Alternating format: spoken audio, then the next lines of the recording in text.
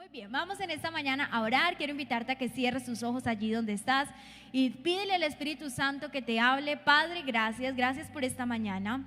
Gracias porque no hay límites, tu palabra sigue corriendo, tu palabra no se detiene, Señor. Gracias, Señor, porque hoy podemos estar, Señor, compartiendo, aprendiendo, siendo edificados, Señor, en ti, en tu palabra. Gracias, Señor, porque hoy podemos unir nuestras voces desde diferentes lugares para exaltar de que tú eres un Dios maravilloso y un Dios, Señor, que nada ni nadie puede detenerlo. En esta mañana, Padre, presentamos este tiempo de la palabra para que seas tú enseñándonos, para que seas tú hablándonos, para que seas tú ministrando nuestro corazón. Disponemos nuestra mente y nuestro espíritu para recibir lo que tú tienes para nosotros, Dios.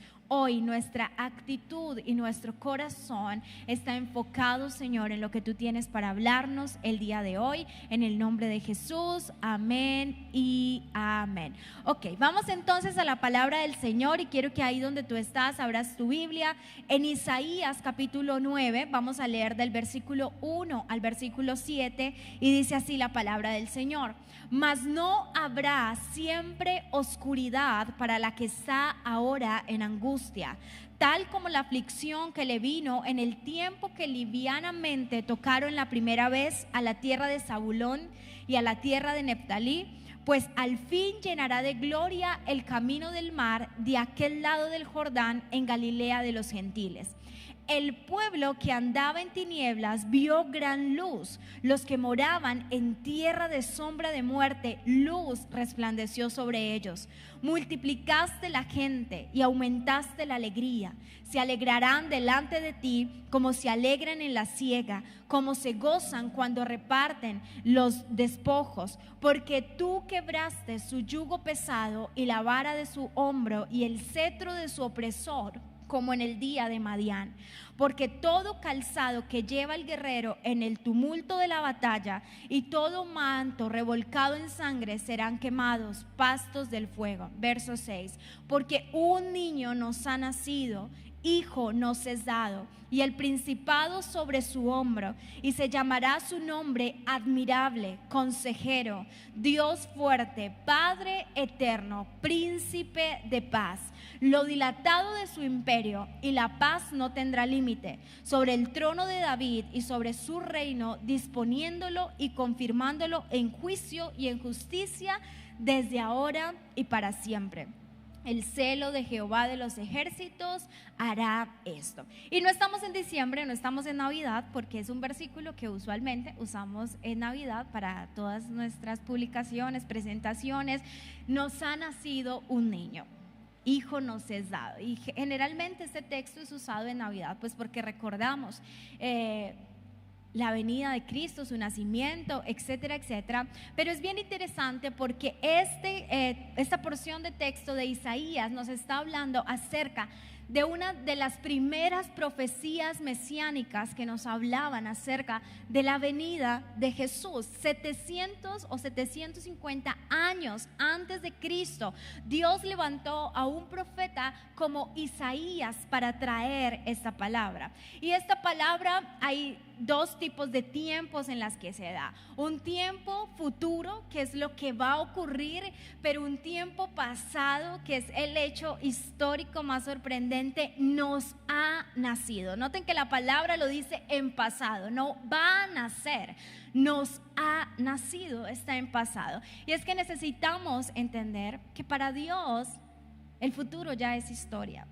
Lo que aún no ha acontecido para nosotros, para Dios ya fue. Y Dios usa al profeta Isaías para dejar claro que lo que estaba ahí escrito, plasmado y dicho por él se iba a hacer tal cual. Y es algo muy hermoso, porque necesitamos entender que las cosas ocurren tal cual Dios las dice en su tiempo. Ahora, me pareció muy interesante esta palabra porque el contexto en el que se desarrolla esta porción bíblica es un contexto muy similar al que nosotros estamos viviendo hoy. El pueblo, el reino de Judá, en ese momento está siendo gobernado por un rey que se llama el rey Acaz. El pueblo de Israel y el pueblo de Judá viene de antes de ese momento, los reyes que venían antes de Acab habían hecho lo bueno delante de los ojos de Dios. Pero cuando Acaz toma el reinado, es un rey infiel a Dios. Es un rey que comienza a negar poner su mirada en Dios y comienza a usar sus estrategias humanas para evitar que sus enemigos lo conquisten, etcétera, etcétera. Es un rey que Dios le habla, le dice lo que tiene que hacer, pero este rey sencillamente se negó a confiar en la palabra que Dios le había dado. En la época del reino de Judá, en esta parte de la historia, el pueblo estaba sumido en el contexto histórico, en una confusión, una locura política y social. El rey se asociaba con uno, con otro, con el que no debía. Espiritualmente el pueblo estaba desbordado, el pueblo estaba sin saber qué hacer. Aparte de los profetas del Señor que habían en ese tiempo, habían un montón de cosas espirituales sobre el cual el pueblo se estaba desviando. Y aparte de eso, estaban siendo invadidos por el pueblo asirio, es decir, estaban en opresión, estaban en angustia, estaban en inseguridad. En otras palabras, en ese momento, para ese pueblo en donde Dios usa a Isaías para traer esa palabra, parecía que era una noche sin fin, una noche que nunca iba a acabar. Pareciera una noche, aquellas noches que muchos tal vez de nosotros hemos tenido, que parecieran eternas, que tú deseas que amanezca rápido, pero como que entre más deseas que amanezca rápido, como más lenta se va la noche. Ahora, eso cuando nos pasan en el factor tiempo, pero ¿qué hay de esas circunstancias que tú y yo vivimos cuando parecen eternas? Noches sin fines, como que el sol no aparece por ningún lado. Esa era la condición del pueblo al cual Isaías estaba trayendo esa palabra. Todo el pueblo estaba en crisis, estaba en pánico, estaban aterrados, estaban siendo invadidos, estaban siendo tomados como esclavos. Y sobre todo, cuando estas circunstancias comenzaron a ocurrir, se enojaron y maldijeron a Dios por las circunstancias en las que estaban. Esto me llevó a mí a pensar que lo que ocurrió hace tantos años atrás no dista de lo que hoy nosotros podemos estar viviendo. Y es que muchos de nosotros, como el pueblo de Judá en aquel tiempo, estamos llenos de pánico, estamos llenos de temor. Escuchamos que la reforma tributaria, escuchamos a un gobernador que dice que viene una ola de muertes y como que cada vez el coronavirus está como más cerca de nosotros, más cerca de las personas que conocemos. Nos da temor salir a la calle. Hay una sensación en nosotros de inseguridad. ¿Quién de nosotros hoy en día no sale con temor? ¿Quién de nosotros hoy en día no está entrando en crisis de solamente pensar qué puede pasar con nosotros, qué puede pasar con nuestra economía, qué puede pasar con nuestros hijos, si tendremos o no para seguir viviendo la vida que estamos viviendo? Creo que todos nosotros, sin importar si crees en Dios o no, estamos siendo bombardeados por esas cosas. Hay una sensación de tristeza en el ambiente, hay una sensación de enfermedad y de muerte, como que ahora ya la palabra de moda es: se murió este, se murió aquel, se enfermó aquel. Ustedes no saben cuántas peticiones recibimos en la semana de gente que está pidiendo oración. Ese es el ambiente en el que estamos hoy. Los líderes del mundo no saben qué hacer. De hecho, con respecto al coronavirus, todavía aún ni saben qué hay que hacer. Como que si los que deberían saber no saben, entonces ¿qué hay de nosotros que no sabemos nada? Hay impotencia, las economías están cayendo. Eso le pasaba al pueblo de Judá en aquel tiempo, 700 años antes de Cristo. Es nuestra realidad hoy. Lo que tú y yo estamos viviendo no es ajeno. Hubo otras personas en otro tiempo que también lo vivieron. Y como en los tiempos de Isaías y del reino de Judá, hay una locura espiritual también. Se están levantando tantas cosas espirituales hoy en nuestro tiempo y hace parte de lo que tiene que pasar. Ahora, me encanta esto y es en realidad lo que vengo a enseñarte en esta mañana.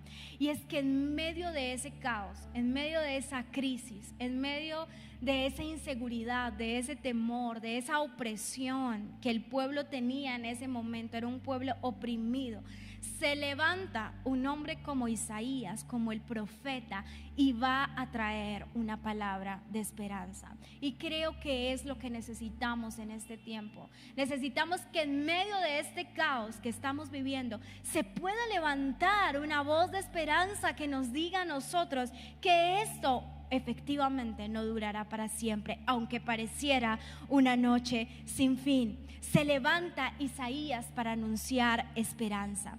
Y miren tan tremendo lo que dice el texto. Él les va a decir a un pueblo oprimido: mas no habrá siempre oscuridad para la que está hoy en angustia.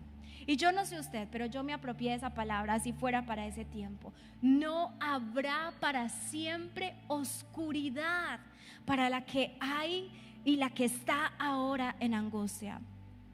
Sabes, ese pueblo estaba escuchando de que esa no iba a ser su condición permanente, de que esa no iba a ser su estado permanente, de que algo iba a cambiar. E Isaías se levanta para decir que este pueblo que está en tinieblas vio una gran luz. Los que moraban en tierra de sombra de muerte, luz resplandeció sobre ellos. ¿Qué puede estar pensando este pueblo? En medio del caos, en medio de las tinieblas, en medio de que no hay esperanza, se levanta un profeta para decir: tranquilos, esto no durará para siempre.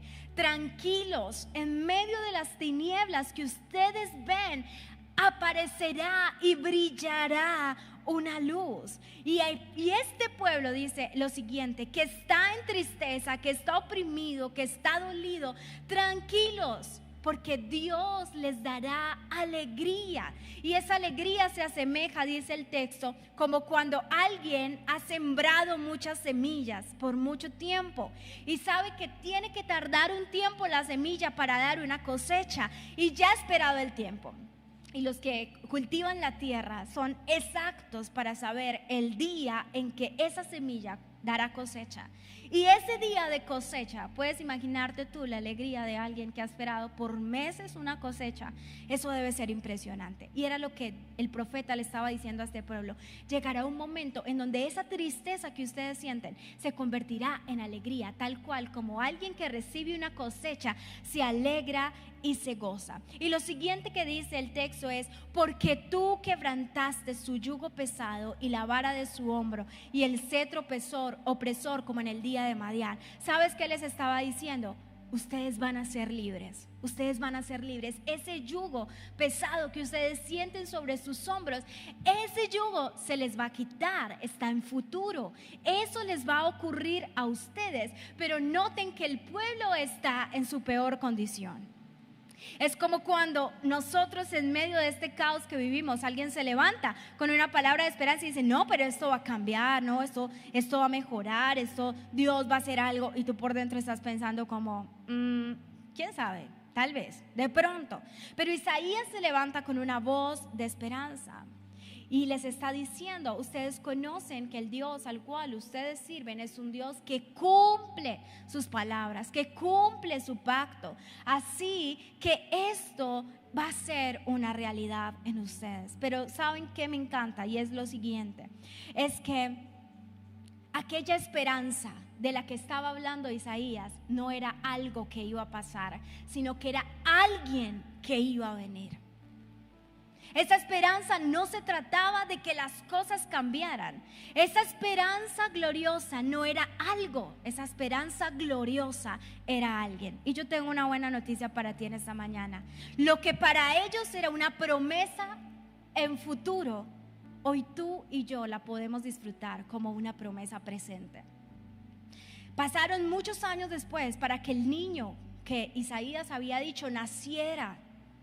Ahora tú y yo podemos tener tanta esperanza porque el niño no va a nacer, el niño ya nació.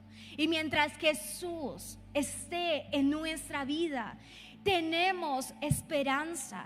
Y yo quiero decirte, y la prédica de esta mañana se llama Cristo, nuestra esperanza. Cristo es nuestra esperanza. Nuestra esperanza no es el gobierno, nuestra esperanza no son las vacunas, nuestra esperanza no son los ascensos, nuestra esperanza no son las conexiones divinas. Nuestra esperanza es Cristo. Lo que el pueblo tenía que esperar era que ese niño naciera para que todo esto se hiciera una realidad en ellos. Ahora, déjame decirte algo glorioso. Esto que acabé de decir es para ti. Esto ya es una realidad en tu vida. Estás en angustia. Yo vengo de parte de Dios a decirte: no habrá para siempre oscuridad a la que hoy está en angustia. Tú estás en angustia. Cristo, tu esperanza, te dice: esto no va a durar para siempre. Esto tendrá un fin.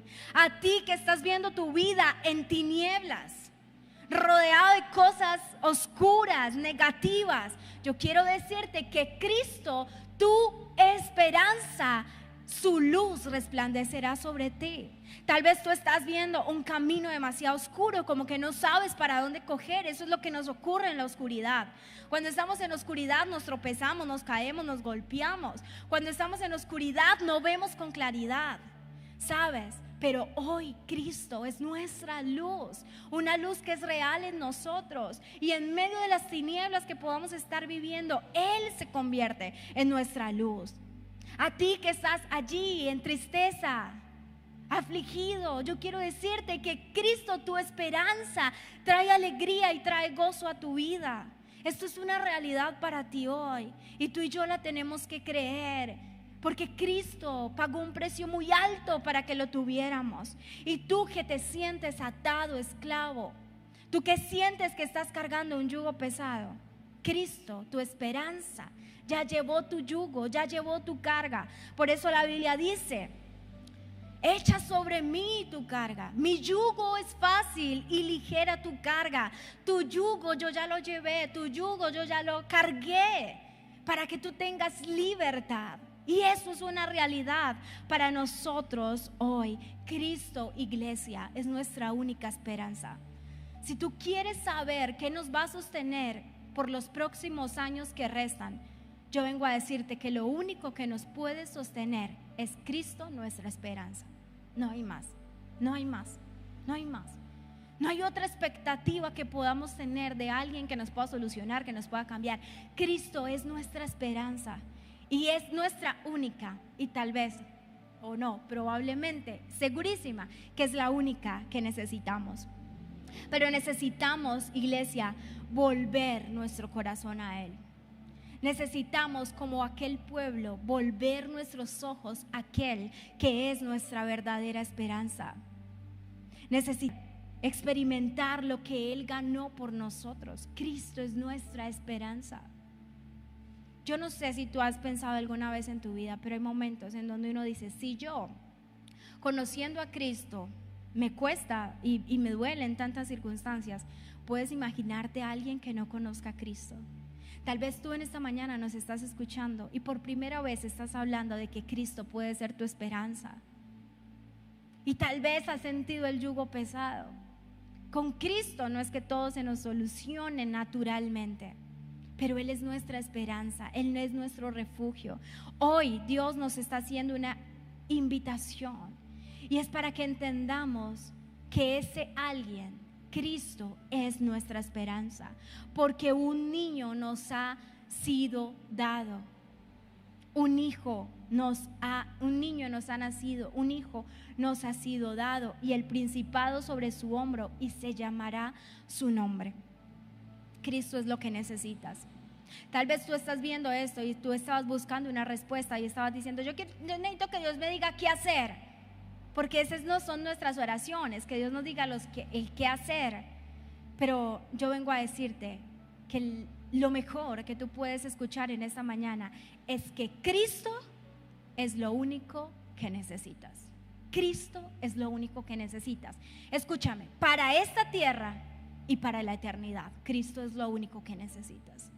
Por eso es que necesitamos volver nuestro corazón a Él. Hay tantos cristianos nominales, hay tantos cristianos de nombre, pero la pregunta es: ¿has entendido que un niño ha nacido y un hijo nos es dado?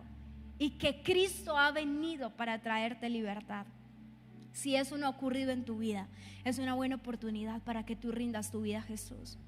No de una religión, no de venir a una iglesia. ¿Realmente tu vida está rendida a Jesús? Jesús es tu esperanza de gloria. Jesús es tu esperanza para lo presente, pero también para lo porvenir y para lo eterno. Y la Biblia nos dice que este Jesús que ya vino, que ya murió y que lo estamos esperando, tiene 4 nombres muy relevantes para nosotros en este tiempo. Dice que este niño nos ha nacido y este hijo nos ha sido dado, y se llamará su nombre, número 1, admirable consejero. Y esto es tan impresionante, porque ¿quién de nosotros en este tiempo de caos no ha necesitado un consejo en algún área? ¿Quién de nosotros en este tiempo no se ha sentido perdido en algún asunto? ¿Cómo lo manejo? ¿Cómo lo soluciono? ¿Cómo lo resuelvo? ¿Cómo lo hago? ¿Cómo generamos ingresos? Todos nos hemos sentido como a la deriva en algún momento en este tiempo. Pero la Biblia nos dice que Jesús, que Cristo es el admirable consejero. ¿Y sabes esto qué significa? De que si tú conoces buenos consejeros y has estado rodeada de buenos consejeros, ninguno de ellos puede compararse con el admirable consejero. ¿Sabes una cosa? Cristo es el principio y el fin de la sabiduría. Dice un texto en la palabra: ¿quién podrá aconsejar al Señor? Nosotros nos atrevemos a aconsejar al Señor. ¿Cuántos de nosotros no hemos estado ahí aconsejando? Padre, yo creo que tú deberías hacer eso, y el Señor dice: ay, Jesucristo. Pero Él es el admirable consejero. Y un consejero es aquella persona que te entiende lo que estás viviendo. Cuando tú pides consejo de alguien, tú te atreves a pedirlo porque tú en el fondo sabes que esa persona va a entender lo que tú estás viviendo. Y eso es lo que hace Cristo. Él entiende lo que vivimos. Tú sabes que Él no es, tú sabes que, o crees que tal vez Él no está viendo lo que está pasando en nuestro país, en nuestra ciudad, en el mundo. Él lo sabe. Pero cuando tú y yo nos acercamos a Cristo como nuestro admirable consejero, sabiendo que Él es el principio y el fin de la sabiduría, vamos a recibir consejos extraordinarios de nuestro admirable consejero. Hebreos 4:15 dice que Él fue tentado en todo, pero sin pecado. Sabes, un buen consejero es aquel que puede entender tu situación. Y no hay ninguna situación en tu vida que Cristo no entienda, porque fue tentado en todo, pero sin pecado. Y por eso necesitas acercarte a Él. Muchas veces cuando somos tentados nos alejamos porque creemos que Dios no entiende lo que nos está pasando. Él fue tentado en todo. Y ahí mismo, en la parte A de ese texto, dice que un consejero es aquel que puede identificarse con tus luchas. Dice que Jesús, en el texto bíblico, dice algo así como: porque ustedes no tienen un sumo sacerdote que no pueda compadecerse de sus necesidades. Yo me puedo acercar a Jesús porque Él me va a entender, porque Él es mi admirable consejero. Y es al final lo que uno busca de un consejero: que pueda identificarse con sus luchas, que no pueda mirarme como el bicho raro, sino que pueda identificarse con lo que yo estoy viviendo. Él se compadece de nosotros. Pero ese admirable consejero tiene una característica que tal vez muchos de nosotros, con algunos de nuestros consejeros, hemos podido tener algunas decepciones, y es que este consejero es confiable. Confiable. Alguien nos decía en algún momento: yo un día me atreví a confesarle algo a mi consejero, a mi pastor de ese momento, y justo el domingo siguiente usó mi caso para poner un ejemplo en la predicación. ¿Tú crees cuántas ganas le quedaron a esa persona de confiar otra vez en su consejero? Jesús no va a hacer lo mismo contigo. De hecho, imagínate esto: donde Jesús estuviera publicando cada cosa que tú le dices a Él en la intimidad, estaríamos locos, nos sorprenderíamos. Pero Él es confiable. Y eso me encanta, me gusta. Es un consejero que es capaz de confrontarte y a la vez consolarte. O sea, eso es impresionante. Eso solamente lo puede hacer Jesús. Cuando tú estás frente a la palabra y la palabra te confronta y te hace sentir mal y te hace sentir incómodo, al mismo tiempo su dulce espíritu trae consolación en medio de eso tan horrible que la palabra puede estar redarguyendo en nosotros, porque ese admirable consejero te confronta pero al mismo tiempo te consuela. ¿Qué quiero decirte con esto? Necesitas tener en este tiempo a Cristo como tu admirable consejero. Segundo, Dios fuerte. En otras versiones dice Dios poderoso. Esta semana pensaba que como pueblo de Dios no podemos comenzar a dudar del poder de Dios. No podemos comenzar a pensar que el poder de Dios en este tiempo se ha limitado y que solamente las grandes maravillas y prodigios de Dios ocurrieron en el Antiguo Testamento y cuando Jesús hizo milagros. El poder de Dios sigue vigente y el Dios poderoso al cual tú sirves tiene demasiado poder. Dice que Jesús es un Dios fuerte, un Dios poderoso. Su poder al crear es impresionante. Juan 1:3 dice, porque todas las cosas por Él fueron hechas y sin Él nada de lo que existe fue hecho. Sabes, el Cristo el cual tú y yo seguimos, que es nuestra esperanza, tiene poder para crear. Y sabes una cosa, Dios no creó, Dios sigue creando. Impresionante. O si no, piensa en la última forma que Dios usó para traer un milagro a tu vida. No sigue creando, no sigue innovando, nos sigue mostrando su poder. Iglesia, tenemos que confiar en el poder del Dios al cual nosotros servimos. Su poder sostiene el universo. O sea, ya, con eso apague y vámonos. Su poder sostiene el universo. No te sostendrá a ti, no sostendrá tu casa, no sostendrá tu salud, no sostendrá tus finanzas. Tu Dios es poderoso. Pero el momento más glorioso del poder de Jesús lo hemos evidenciado en la muerte, en el peor momento de su vida, cuando sus enemigos creían que habían triunfado y el diablo se creía victorioso también. En el peor momento de su vida, en el momento de mayor debilidad, en el momento de mayor vulnerabilidad, Jesús demuestra su poder, porque cuando muere, dice la palabra del Señor en Colosenses 2:15, y despojando a los principados y a las potestades, los exhibió públicamente, triunfando sobre ellos. Su poder sobre sus enemigos. Lo que era su peor momento, Él muestra su poder para mostrar que Él es un Dios fuerte. Derrotaría el pecado en ese momento y dejaría la tumba vacía al tercer día. Dime si el Dios al cual tú y yo servimos no es un Dios que tiene poder. Confiemos en el poder ilimitado de nuestro Dios. Efesios 3:20 dice esto, que nuestro Dios es poderoso para hacer las cosas mucho más abundantemente de lo que creemos o pensamos según el poder que actúa en nosotros. Hagamos el ejercicio. Imagínate lo más loco, lo más poderoso que Dios puede hacer, lo que tú logres imaginar en tu mente. O sea, el milagro más extraordinario, el más loco de todos, Dios lo puede hacer de esa manera mucho más abundantemente.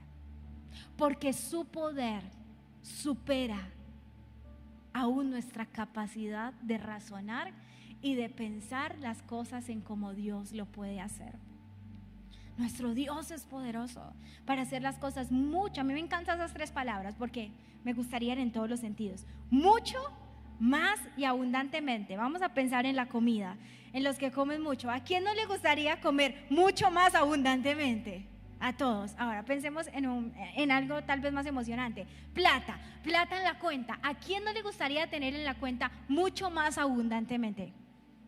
Ahí en tu casa, aquí los de la alabanza, mucho más abundantemente en todo. O sea, ¿quién no quisiera ser mucho más abundantemente?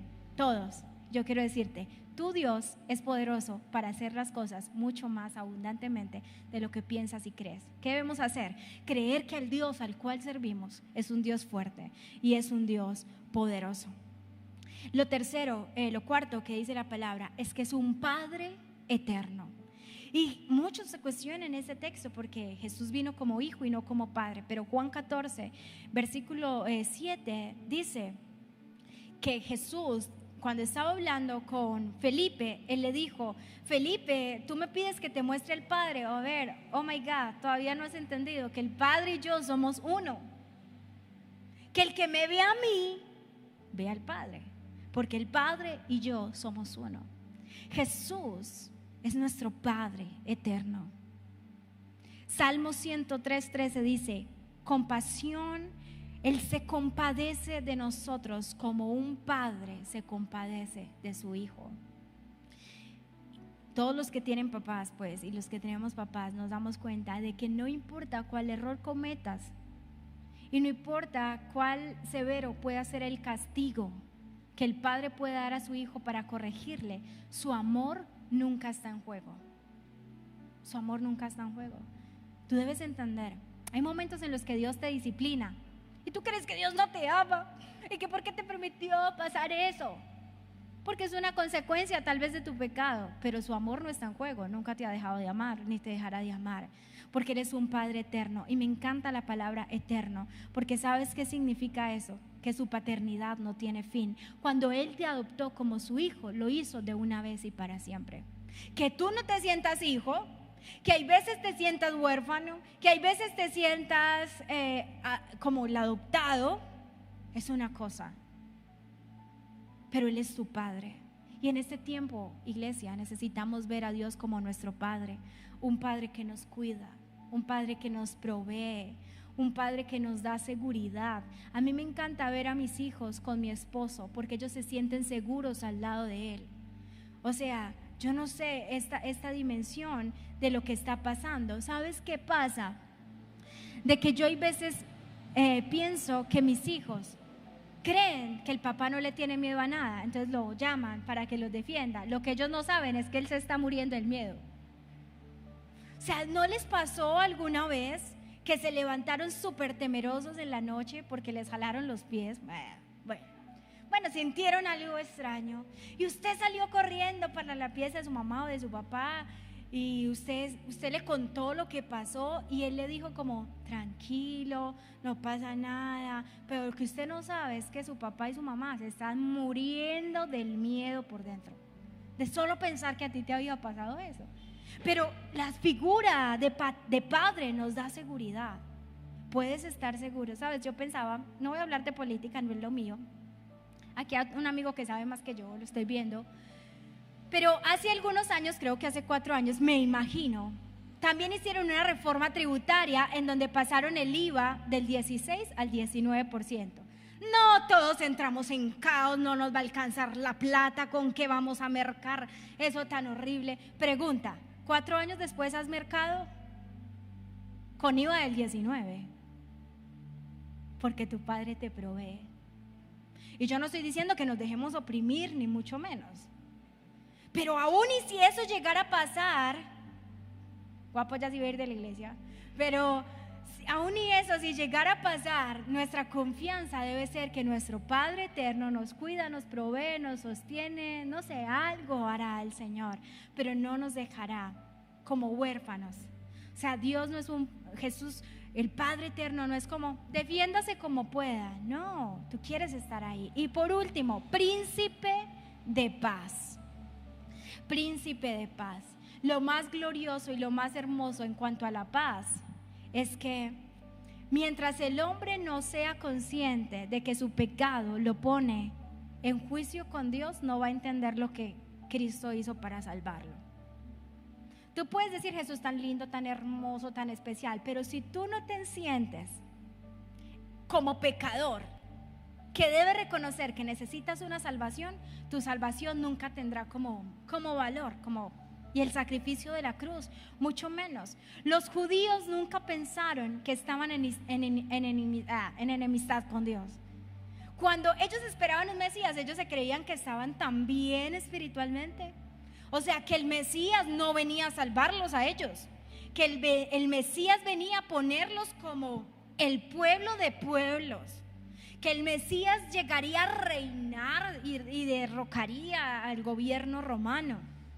Pero el Mesías viene a mostrarles que los primeros que necesitan ser libres son ellos, su pueblo, sus escogidos. Ellos creían que estaban muy bien, pero necesitaban ser libres. ¿Sabes que tú y yo necesitamos entender eso? Que necesitamos volvernos en amistad con Dios y en paz con Dios. ¿Hay pecados que te están separando de Dios hoy? ¿Estás jugando con el pecado? ¿Estás permitiendo conductas en tu vida que sabes que a Dios no le agrada?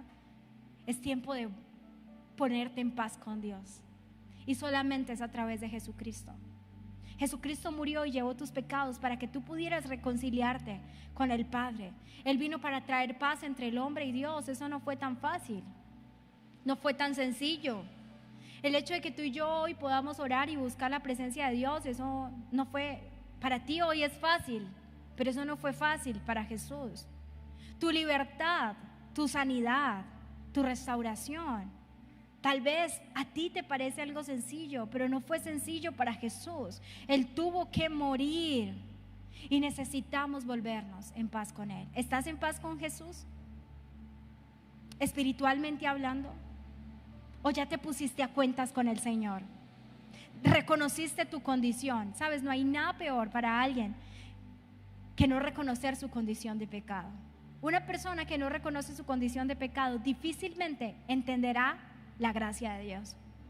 Porque la gracia de Dios lo que nos dice es que tú siendo tan pecador, que tú siendo tan malo, el amor de Dios sigue vigente para ti a pesar y como tú eres. Necesitas volver a estar en paz con Dios. Ponte a cuentas con Dios. Me tengo que poner a cuentas con Dios. Él es el príncipe de paz. Vino para traer restauración entre mi vida y mi relación con el Padre. Pero lo otro que dice el texto es: Él es la fuente de nuestra paz interior. ¿Te falta paz hoy? ¿Estás agobiado por lo que estás viviendo? Él es tu paz. Él es tu fuente de paz. Tu paz no es la pastilla, tu paz no es la meditación. De hecho, la Biblia dice en Juan 14:27, la paz os dejo, mi paz os doy, no como el mundo la da. Porque el mundo trata de imitar la paz, pero la paz verdadera, duradera, es la que solamente viene de la fuente que es Cristo.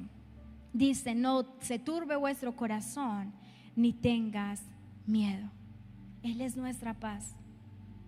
En este caos que estamos viviendo, necesitamos al príncipe de paz en nuestra vida. Necesitamos al admirable consejero. Necesitamos al fuerte Dios poderoso que nos puede sacar de estas circunstancias.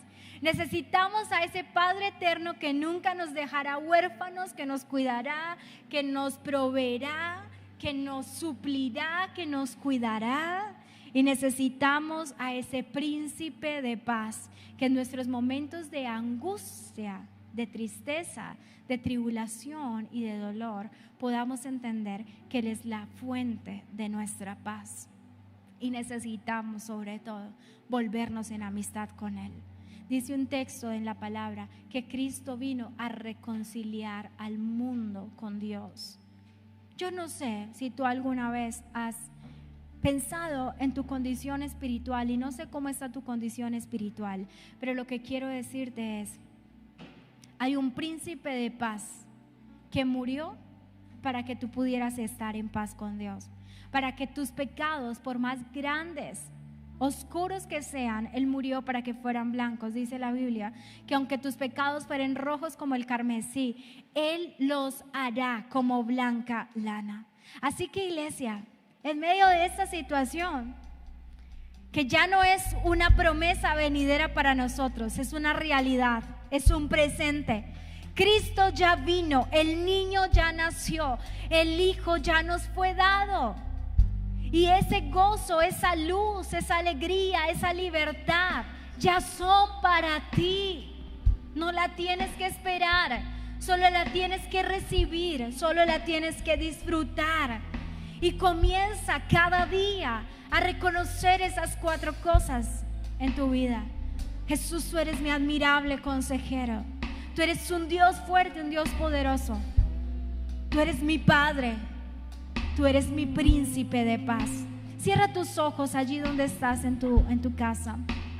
Y dile: Señor, en esta mañana yo puedo entender que en medio del caos, de la crisis, del temor, de la enfermedad, de la muerte, de la opresión que podamos estar sintiendo como pueblo y como ciudadanos en esta mañana, solamente nos recuerda que Cristo es nuestra única esperanza y que tú eres todo lo que necesitamos.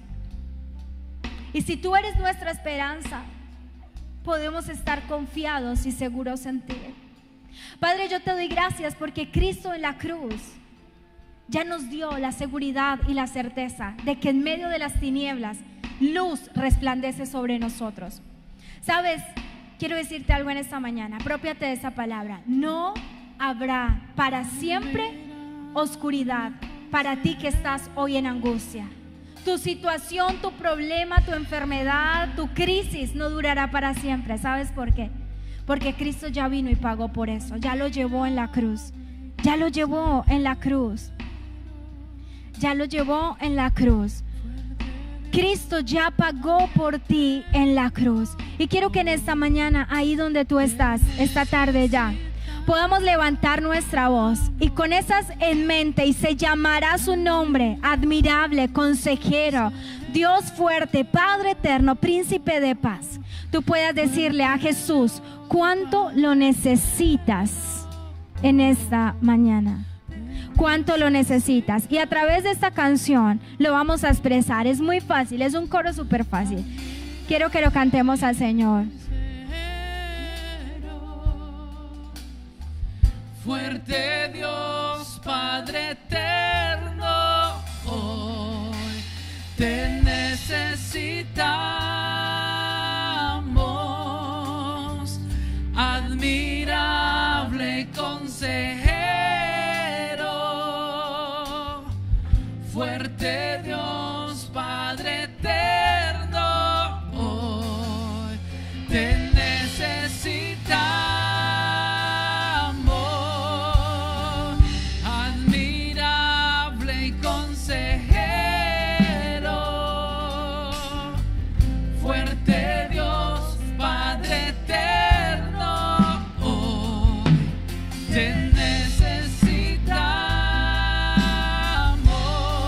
Dile al Señor ahí donde estás cuánto lo necesitas.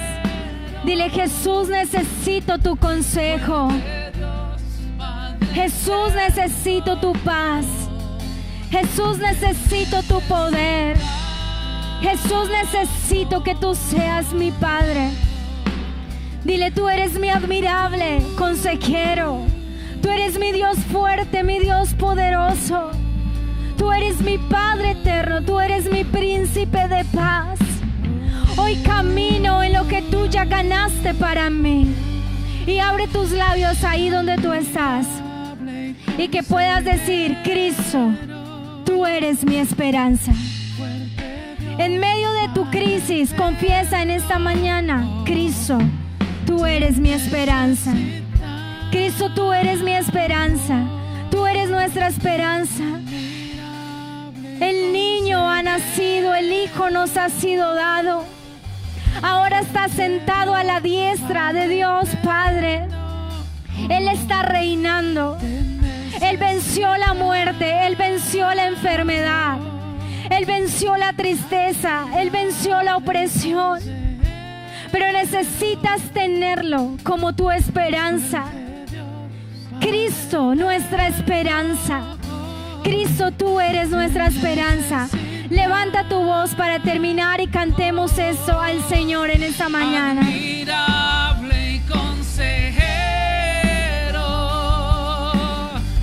fuerte Dios, Padre eterno, hoy te necesitamos.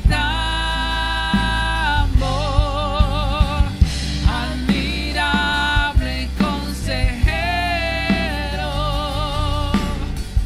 fuerte Dios, Padre eterno, hoy te necesitamos.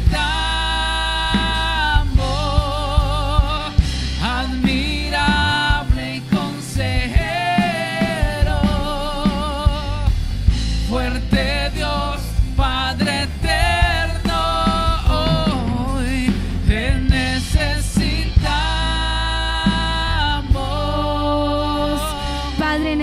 mañana te damos gracias por tu palabra. Cristo, tú eres nuestra esperanza. No importa lo que se levante, no importa la crisis, no importa el caos, no importa la opresión, tú eres nuestra esperanza. En ti, Señor, nos movemos, en ti descansamos, en ti confiamos. Gracias, Padre, por esta palabra. Permite que dé fruto abundante en nuestros corazones. Te amamos y te bendecimos en el nombre de Jesús. Amén y amén. Levanta un fuerte aplauso al Señor allí donde tú te encuentras. Espero de verdad, de todo corazón, que esta palabra haya sido de gran bendición para tu vida, como lo fue para mí. No olvides, iglesia, Cristo es nuestra esperanza.